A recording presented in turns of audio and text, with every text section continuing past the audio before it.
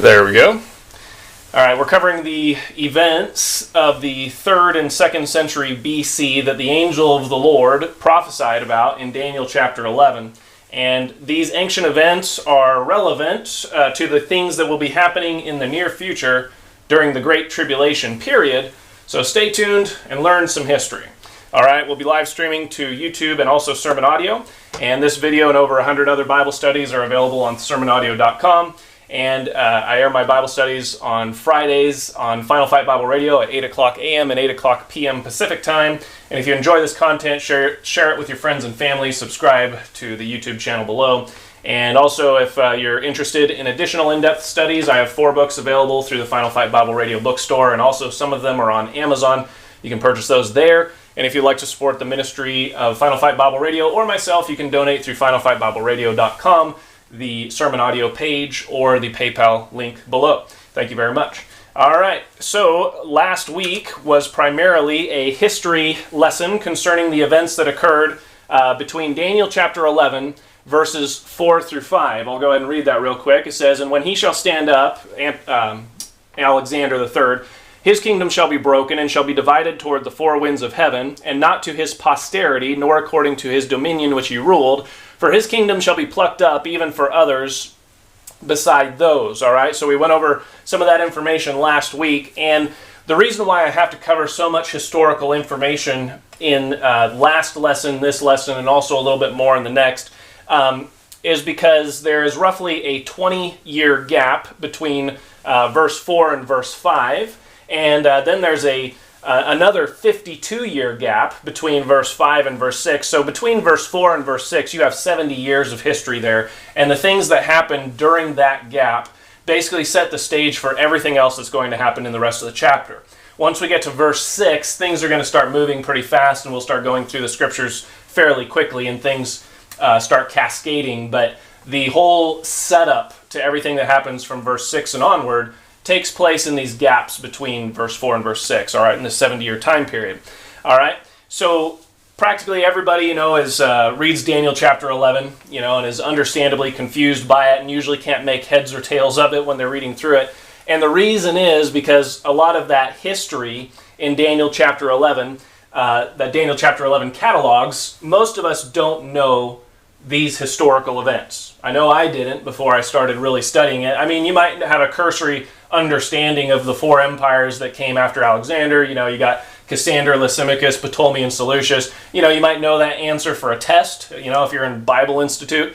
But you don't know who those people are, how they got those kingdoms, what they were doing, or how the whole situation got set up, or why they're fighting. So all of this historical information is going to be helpful and set the context for the rest of the chapter. Now, maybe these events of history were taught at one time. Maybe people in the public schools learn this information. I don't know. But us modern American Christians generally have no clue about any of this history. And since I'm going to take the time to do an in-depth study on Daniel chapter 11, I want to be sure to be thorough and cover the aspects of this history that are relevant to the chapter and relevant to the prophecy, and give you a reasonably full history of this time period and the things that were happening without going into too much detail to where we get completely bogged down. If you want to get every single detail of what happened in this time period, you can get Josephus's Wars of the Jews, Antiquities of the Jews, and also Ussher's Annals of World History, and you can read it there. All right, so as you recall, Alexander dies, all right, and he dies over in Babylon in 323 BC, and the entire empire is in disarray.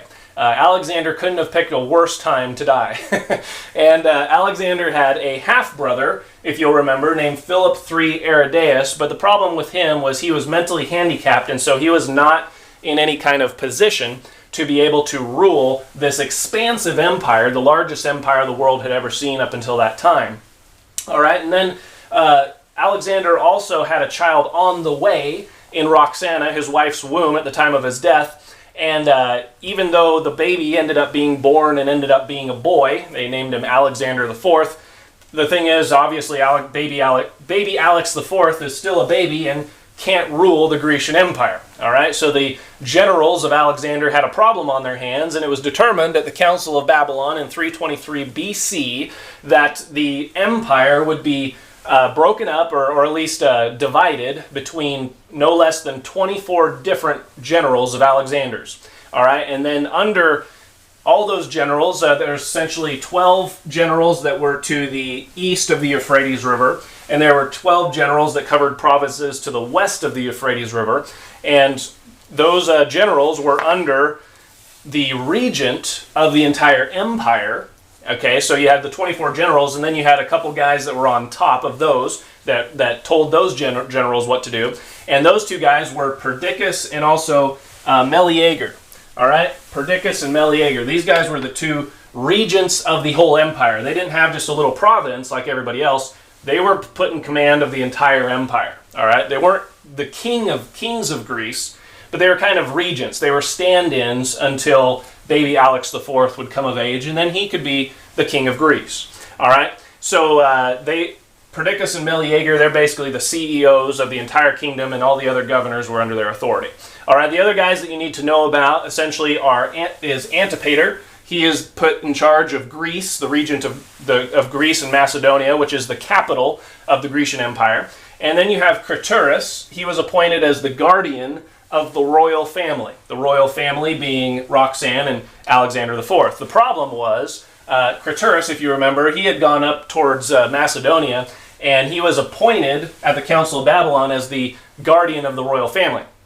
So he can't really guard the royal family if he's 300 miles away in Greece. So that's kind of a problem. So Perdicus basically says, well, tell you what, I'll watch over the royal family until they can be delivered to Craterus' care.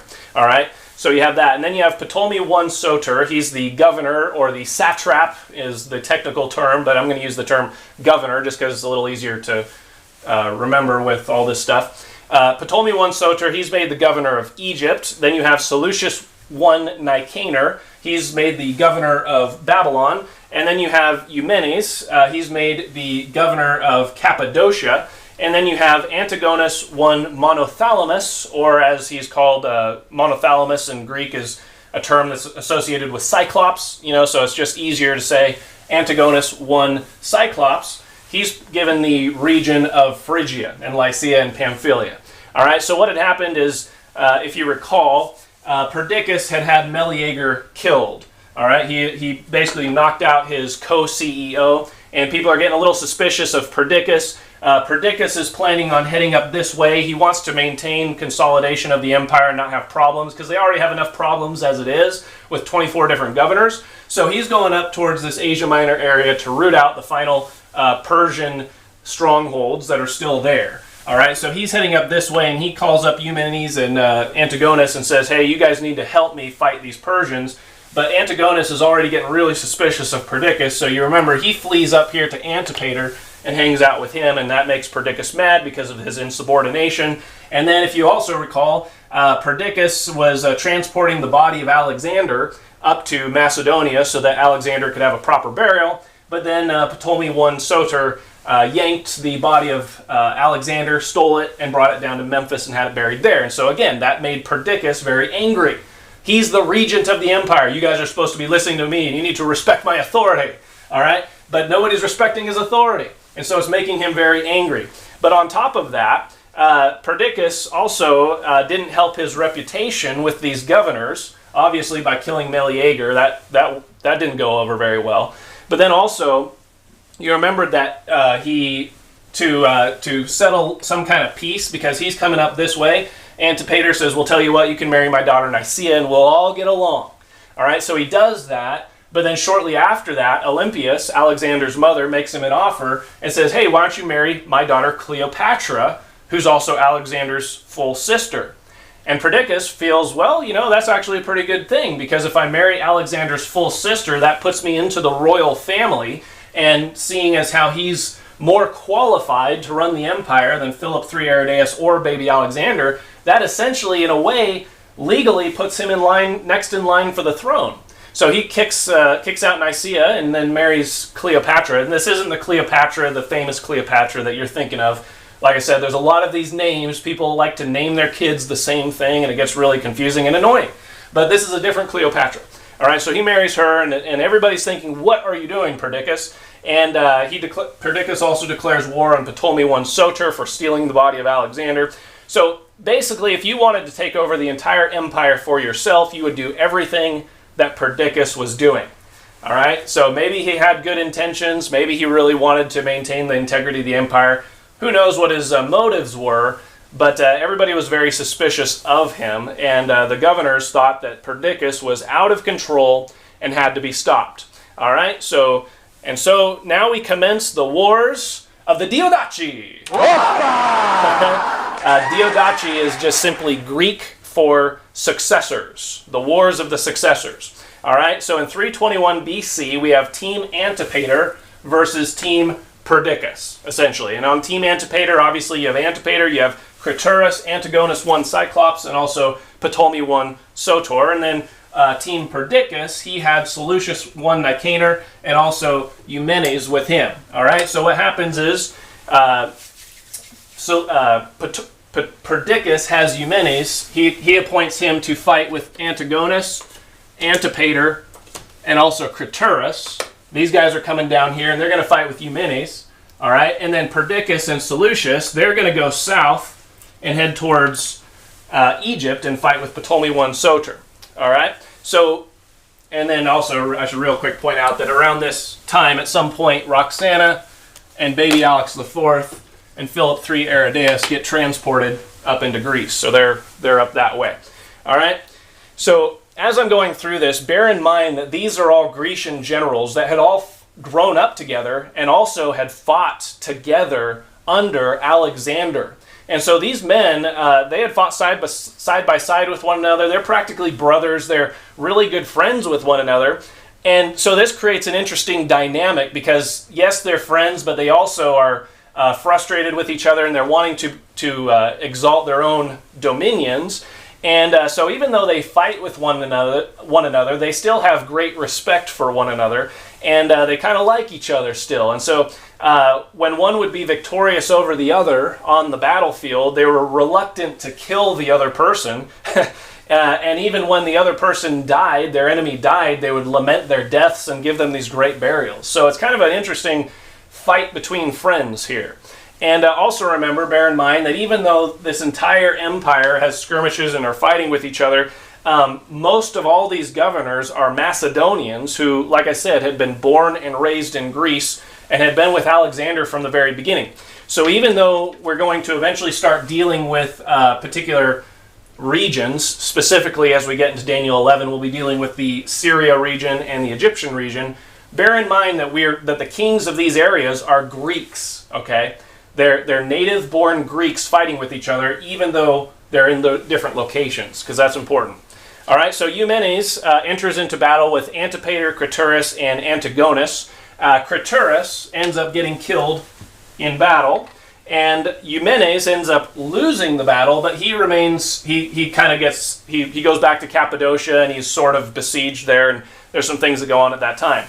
Perdicus, he's marching down into Egypt, but no one in the army is very enthusiastic about going to war with Ptolemy, because bear in mind, like I said, these are all Greeks versus Greeks. They're fighting their brothers. A lot of these people know each other, and so they're not really excited about going to war with their own Greek neighbors. And so when Perdicus arrives at the Nile River across from Memphis, where Ptolemy was, okay, so Memphis is over here, so Perdicus is getting close, and he's right across from Memphis on the Nile River.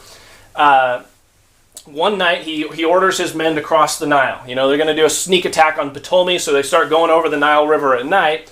But it ended up being a complete disaster. Over 1,000 of his men ended up drowning and being attacked and literally eaten by crocodiles. Okay, so this came to be too much for the army, and a few of the leading men, including Seleucus, conspired against Perdicus and assassinate him at night in his tent. All right, so Perdicus is dead, and then Ptolemy, he hears about what happens, and he goes over and he starts taking care of his Greek brothers who had been injured and had all these problems, and he receives Seleucus I Nicanor very friendly.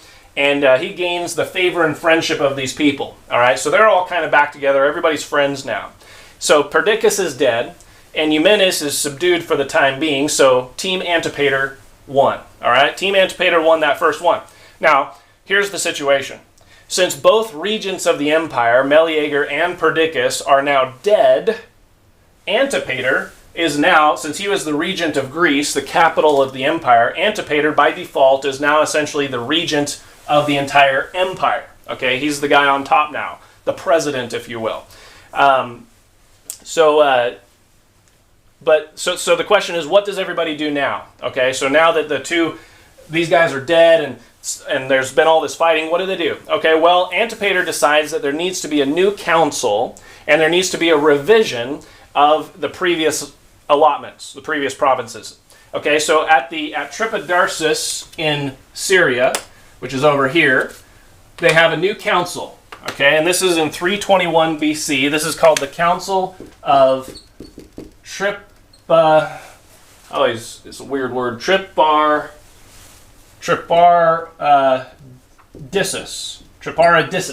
Okay?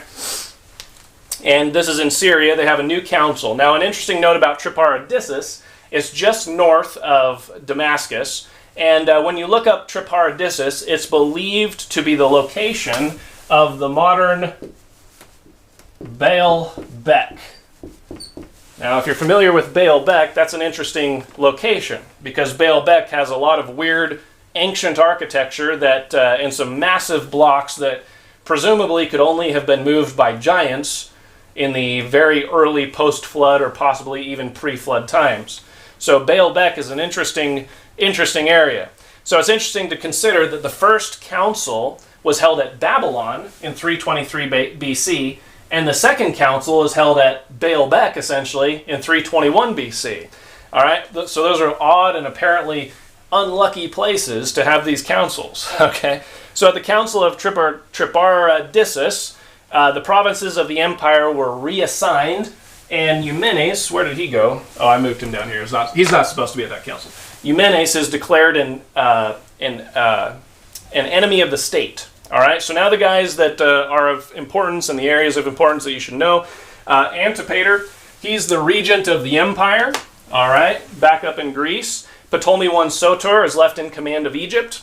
Seleucus I Nicanor, he's given the governorship of Babylon. And then you have Cassander. Cassander comes into the picture, and he's made the new regent of Phrygia. Okay, I'm going to put Seleucus I Nicanor back in Babylon. And then Antigonus I Cyclops, he's made the general of the military. All right, he's made the general of the Grecian army. And he's commissioned to destroy Eumenes. All right, so he's sent out here to go attack Eumenes. All right, so because Antigonus I Cyclops is now the general of the army of the entire empire, it can be argued that he was the most powerful man in the empire at this time, even though Antipater was technically the regent of the empire. Because here's the thing, the man that has the military behind him is the man with the power, especially in those days. And Antipater knew this, and so while Antigonus would be in Cappadocia dealing with Eumenes, Antipater tells his son Cassander, hey, you keep an eye on Antigonus. I want to make sure he doesn't get too out of control because he has the military behind him. Okay, so Cassander's kind of like a spy and nobody trusts each other. And so the fighting continues for roughly 2 years, and then Antipater, he gets sick and he dies. All right, but before his death, he appoints an older Grecian man that's highly respected in the community named Polyperchon to become the new regent of the empire. He feels that Polyperchon is somebody that everybody respects and admires, and he's been around for many years. He's an older man, very wise. And so Antipater thinks, you know what? It'd be best to leave the empire in Polyperchon's capable hands. But the problem was Cassander was not very happy about that. Remember, Cassander is Antipater's son, and when Antipater died, Cassander was thinking, well, I should become the regent of the empire. You see, Cassander's a young man, he has these aspirations of great power, and then his dad puts this other guy in charge. How dare he? Cassander took it as a great insult, and he was very upset about it. And evidently Cassander was of the opinion that his lineage should be the new royal family of the Grecian Empire, and Cassander evidently thinks that Alexander's family is no longer important and is not significant to the Grecian Empire. And here's an interesting note as to why Cassander might have thought like that. Back when Alexander III was alive in Babylon, Alexander had reported to his generals that he had had a dream one night where a man had killed him. He didn't know who this man was, but then a few days later, Cassander comes into town, into Babylon, and Alexander recognizes this man as being the man in his dream who had killed him. All right, so this really troubled Alexander, but then when it was told Alexander, no, Cassander, he's the son of Antipater, the great friend of your family. Alexander loves Antipater. Oh, he's Antipater's son. Okay, he's fine. There's no problem there. And he brushed it off as probably just a bad dream. All right, so Alexander and Cassander are walking together one day in Babylon, and as Alexander's walking, all the Babylonians around him start falling down on their face and are prostrate before him. And Cassander had never seen this kind of behavior in Greece, okay? So they're over in Babylon in a different culture, and that's what they're doing. And Cassander, he's kind of snickering and laughing at these people, like, what are they doing? And Alexander, basically, he was upset by what Cassander did and the disrespect not only that Cassander showed to these people, but also Alexander himself. So Alexander grabs Cassander by the hair and smashes his face against the wall multiple times, and then threatens to kill him if he's ever disrespectful like that again. All right, so this might be why Cassander doesn't really like Alexander that much, or his family. All right, so Polyperchon is now in charge of Greece, and Cassander is in Phrygia, and he's pissed, and he decides to attack Polyperchon, and he's going to take the throne by force. Cassander feels like he deserves it. All right, so Polyperchon, and then Cassander basically sends an email to Antigonus and says, hey, I'm going to attack Polyperchon. I don't like this guy. I'm going to take it for myself. And Antigonus, he's fine with it, because Antigonus already has his own plans. Antigonus figures, well, if Cassander and Polyperchon are fighting it out, let them beat each other up and bloody each other up, and then I'll just come in behind them and beat them both, and I'll take it all for myself. All right? But in the meantime, Antigonus still needs to deal with Eumenes. So Antigonus is fine with this war that's going to happen. So Polyperchon, he knows that he's in trouble because he's got Cassander and Antigonus against him. And so he teams up. He sends a letter to Eumenes saying, hey, we need to team up. We need to form a team against these guys. And he's writing a letter, and his argument is like, hey, I was made regent of the Grecian Empire. I'm not the king of the empire. I'm just trying to hold it until baby Alex IV can take the throne. And we believe the same thing. We believe in the royal family. Why don't we join up? And this Cassander, this Antigonus, these guys are rebels of the Grecian Empire. They're rebels to the royal family. We need to put a stop to these guys. All right? Well, the problem was Polyperchon's letter came too late. Eumenes had already fled, and he had already started fleeing from Antigonus, and he heads down to Babylon to try to get help from Seleucus. All right? But the problem is Seleucus I Nicanor had now switched teams, and he was on Antigonus' side. Because you remember at the Council of Triparadisus, Eumenes was declared an enemy of the state. So Eumenes doesn't get any help from Seleucus, and so Eumenes goes over to Susa in Persia. All right, and in the meantime, Antigonus is following him. Now, like I said, this is still a lot of history, but this is setting the game board for what's going to happen in verses 6 and beyond, so bear with me. All right, so meanwhile, back in Greece, Cassander is making progress against Polyperchon. Cassander's coming to town and driving Polyperchon westward, and while all of this is happening, Olympias, Alexander's mother, takes advantage of this situation and has Philip III Aridaeus killed. So she has him killed, and basically she was able to finish the job that she tried to start years ago when she caused him to become handicapped. All right? So Olympias ends up killing Philip III Aridaeus, but Olympias didn't last long after this, though, because she was soon killed by Cassander. All right? So it's interesting. Cassander killed Alexander the Great's mother. So as far as the royal family goes, the only ones that are left now are Roxanne and baby Alex IV. All right? And Cassander has them imprisoned. I'm going to switch this around. Has them imprisoned in Amphipolis, which is over by Philippi. All right. So back to Antigonus I Cyclops. All right. Well, Antigonus finally catches up with Seleucus. He teams up with Seleucus, and they basically go and they defeat Eumenes, and Eumenes is imprisoned. All right, now they're trying to figure out, well, what do we do with Eumenes? But it didn't really end up being a problem because in the middle of the night, somebody snuck into Eumenes' jail cell and slit his throat. All right, so he is out of the picture and he's not a problem anymore. All right, so Antigonus now has defeated him, and Antigonus is now has the as I said, he's got a massive military power behind him. He's virtually unstoppable if he wanted to take over the empire for himself. And so they go back to Babylon, and Seleucus throws Antigonus a big party. And while they're at Babylon, this power is starting to go to Antigonus' head. He's starting to think, man, I'm virtually unstoppable. You know, if I wanted to become the regent of the empire, if I wanted to take this over for myself, I pretty much could. And so while he's there, he tells Seleucus, he's like, say, Seleucus, you've got a lot of nice things around here in Babylon. How much exactly is in your bank account? And Seleucus, you know, he's kind of nervous about this because he knows how powerful Antigonus is. And he says, well, you know, you don't really have any legal right to ask me how much is in my bank account here, so I don't feel like I'm really obligated to tell you. And Antigonus says, it's no big deal, Seleucus. I'm just curious. I'm just wondering. Just tell me your balances. I'm not going to do anything. What's your problem? And so they start fighting back and forth, and Seleucus is not going to... He knows what's happening here. Seleucus knows that Antigonus is getting ready to steal everything that he has and steal his wealth there in Babylon. And so Seleucus realizes, you know what? I need to get out of here because if I don't, within 24 hours, I'm going to be suicided or I'm going to die suddenly. All right? So Seleucus is basically overnight just skips out of town. He says, I'm out of here. And he heads over to Ptolemy in Egypt. And Ptolemy receives him. All right?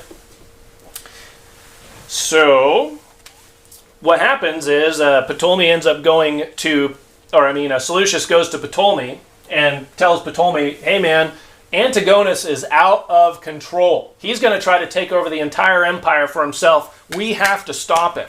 And Ptolemy says, you know what, you're right. We do need to stop him, but we need help. And so he sends Seleucus up here to get Cassander on his side and also Lysimachus. And they both agree, you know what, yeah, we do need to stop Antigonus. And so now there's this new team that forms. It's Team Ptolemy, which is Ptolemy, Seleucus, Cassander, and Lysimachus, versus Team Antigonus.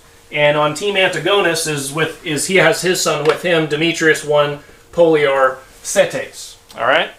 So the reason why I include all of this history, if you're wondering, is because this catches us up to Daniel 11, verse 5. Go ahead and look at that.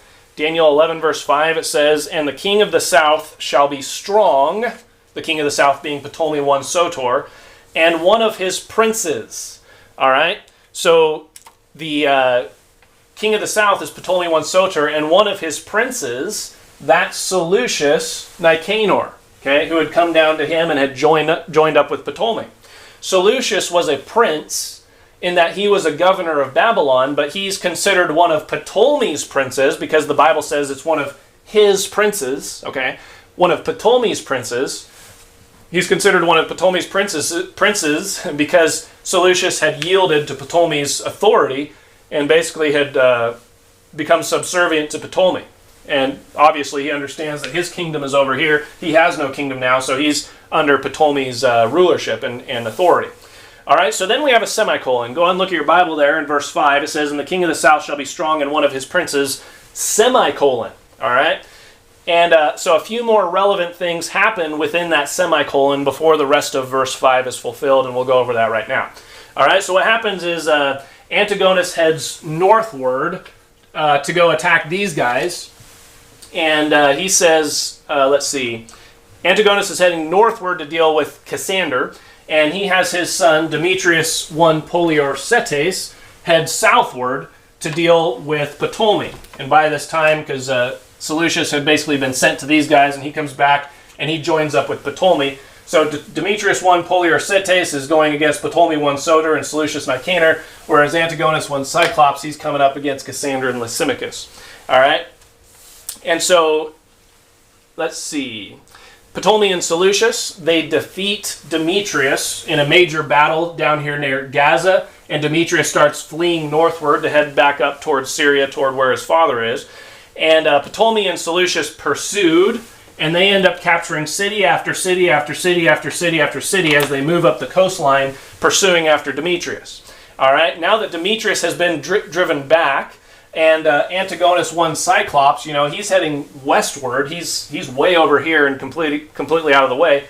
Basically, Seleucus won Nicanor, talks to Ptolemy and says, hey, listen, we've already basically defeated Demetrius. He's on the run. Antigonus, he's way out westward. I want to regain my area of Babylon. I want to take it back. And Ptolemy says, okay, go ahead. Go for it. So Seleucus I Nicanor comes back down here through Mesopotamia down to Babylon. And the Babylonians, they love Seleucus. They receive him graciously and basically put him back in charge of Babylon. And then during that time, there's a little bit of an uprising here in Media. And so Seleucus takes out that uprising. And now Seleucus is in control of Assyria, Mesopotamia, Babylon, Media, and Persia, and the areas eastward. All right, so he's just inherited a massive empire, okay? A massive portion of the empire in a very short amount of time. And this is 312 BC, okay? So what I just said there with Seleucus taking over Babylon in this entire area is significant, because this is how Seleucus I Nicanor rose to great power, exactly as the angel of the Lord, the pre-incarnate appearance of Jesus Christ, said that he would. All right? So go ahead and look at verse 5, Daniel 11, verse 5. This is how this verse basically works out. And the king of the south, Ptolemy I Soter, shall be strong, and one of his princes, Seleucus I Nicanor. And he, Seleucus I Nicanor, shall be strong above him, above Ptolemy I Soter, and have dominion. His, Seleucus's dominion, shall be a great dominion. All right, and it was. It became massive, and it became bigger than Ptolemy's. All right. So meanwhile, in the region of Syria, Demetrius calls to his dad and says, Dad, I need your help. I'm getting beat by Ptolemy. I'm going to die. And Antigonus I says, okay, I'll come back here and help you. So he's heading back, and when Ptolemy hears that Antigonus and the massive Grecian military are coming out against him, he says, I'm heading back. So he starts heading back south towards Egypt and running back home, and Antigonus is able to retake Syria and this Lebanon area without firing a single shot.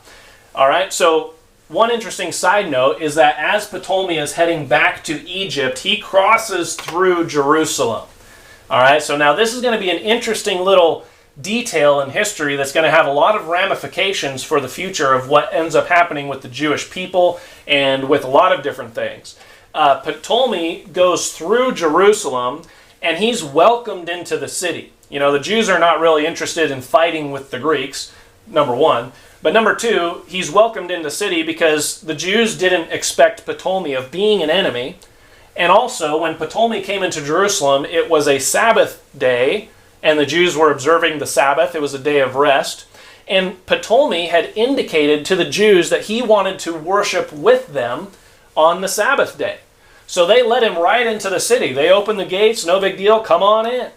However, this whole thing was a trick, and since it was the Sabbath, all the Jews were resting, Ptolemy was able to conquer the city of Jerusalem instantly. And according to Josephus, Ptolemy reigned over the city in a cruel manner. And according to Usher, Ptolemy demolished the walls of the city, probably not all the walls of the city, but some of the walls, to what extent I'm not sure, but Ptolemy ended up demolishing the walls of the city. He ended up taking a ton of Jews captive, thousands and thousands of Jews captive, and deports over 100,000 Jews down to Egypt. All right? And he drafted 30,000 Jewish men into his army. So 30,000 Jewish men are taken captive and drafted into Ptolemy's army, and he sends 100,000 Jews captive down into Alexandria, Egypt. Okay? So even though Ptolemy defeated Jerusalem and took hundreds of thousands of Jews captive, he began to realize that the Jewish people were not going to give him problems, and he ended up treating them very well. And he treated them very well down in Egypt and gave them great liberty there and exalted them to positions of prominence. And when the Jews in Jerusalem heard about this, a lot of Jews of their own accord migrated down into Egypt and hung out in Alexandria. All right? So Ptolemy discovered that the Jewish people as a whole were very honest, loyal, and had high integrity. And they were also very savvy when it came to business and money. And so he committed all his citadels and his places of strength to the Alexandrian Jews. And the Jews were distributed across Ptolemy's dominion from Alexandria all the way over here to Cyrene. And this was the beginning of the large Jewish presence in this North African area. Okay?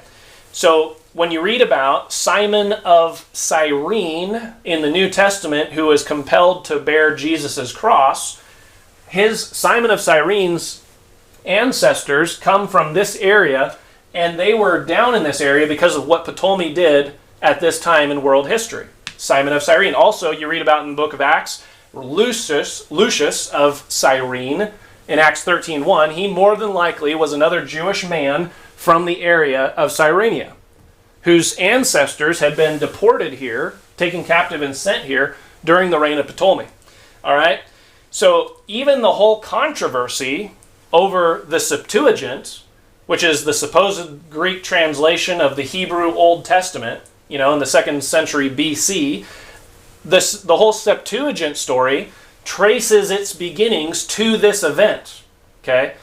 When Ptolemy I Soter entered Jerusalem by deceit and took a whole bunch of Jews captive and brought them to Alexandria, Egypt, where supposedly the translation of that Septuagint took place. Okay? So like I said, this is all just a bunch of history. I understand that, and it might be kind of dull right now. But I told you at the beginning, if you love history, in-depth Bible study, and prophecy, you're going to love these series. Okay? Right now we're in the history part. We'll get into the prophecy and the in-depth Bible study as we go. But right now we're heavy on the history. All right? So this is important, what happens at this time. This is a very pivotal time in Jerusalem's history. Okay? So I'll say more about the Septuagint in a later lesson. All right? Well, news of this event spread around. The secular journalists writing at this time published how stupid they thought the Jewish people were and their traditions because they were so easily conquered on the Sabbath day. Basically, they were writing all these headlines, and CNN and MSNBC were writing all these things like, hey, if you want to conquer a people, you just go to Jerusalem. Anybody could conquer them. Just come in on a Sabbath day, and they're not going to stand up and fight you. They're so stupid. That was the rumors that were going around. And this set a precedent for enemy armies that will attack Jerusalem in the future, as we'll get into. All right, so here's something that I want to point out real quick as we're wrapping up. The fact that the Jews were conquered on a Sabbath day by Ptolemy I Soter tells you something about the spiritual condition of Jerusalem at this time. Because remember, we're dealing with this gap of the intertestamental gap. Okay, the Bible doesn't really give us much history as to what happened at this time. We're dealing with the time period between 400 BC and the start of the New Testament. Okay, and we don't really know much about the Jews, but the fact that we know from history that they were taken over on a Sabbath, no less, that tells you something about the spiritual condition of the Jews in general. Go ahead and look at Leviticus chapter 25. And what's significant is God had made a promise to the Jewish people that if they would keep His commandments and obey His laws, God would give them safety, especially during these feasts and these Sabbaths and all this stuff. God would give them safety from their enemies if they would obey His commandments. Okay? Look at Leviticus chapter 25, verse 18. It says, "Wherefore ye shall do my statutes and keep my judgments and do them. Ye shall dwell in the land, and if ye shall dwell in the land in safety.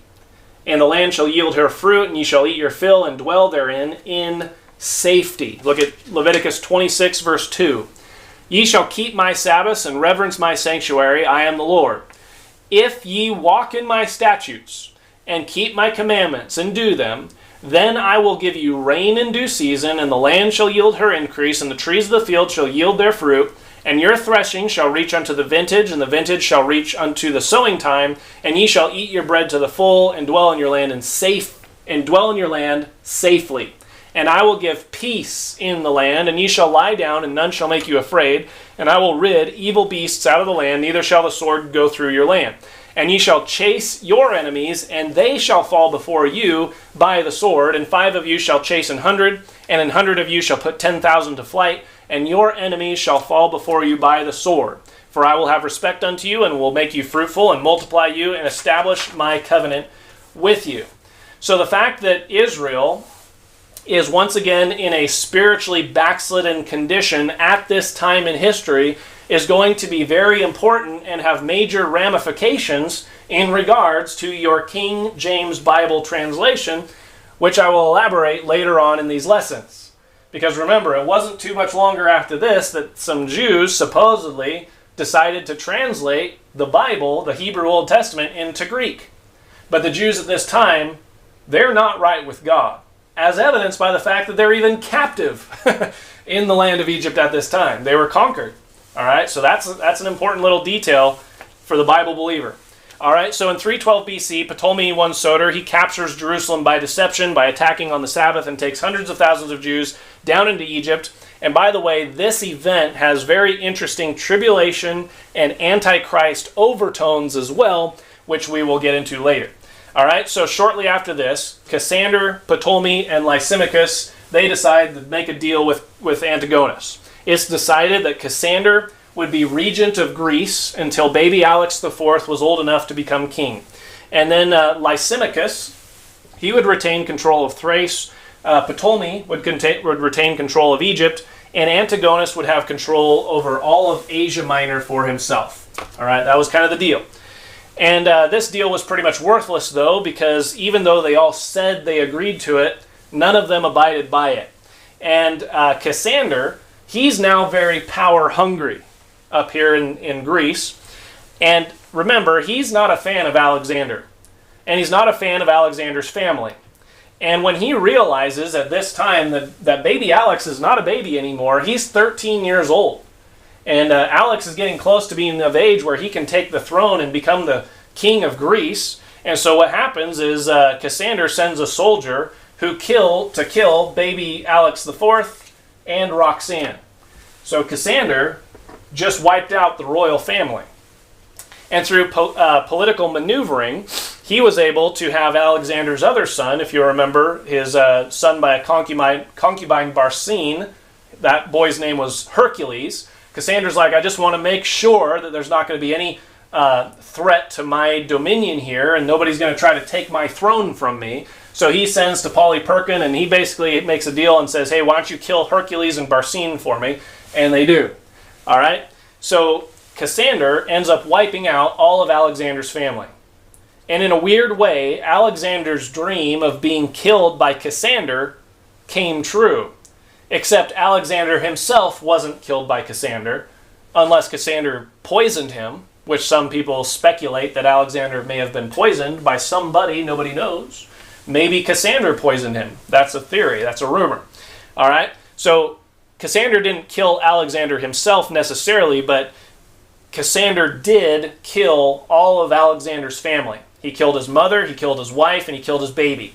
And he also killed his concubine and her son. So he cuts off Alexander's line.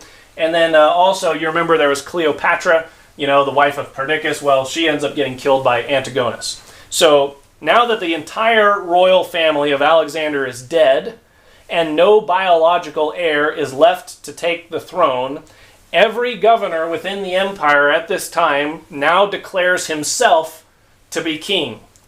And all of them began to make plans to conquer one another. And now what's going to have to be determined is, okay, we're all kings. Now we got to find out who is going to be the king of the hill. So we'll go into some of that information next week. I hope this lesson was a blessing. God bless you, and have a good week.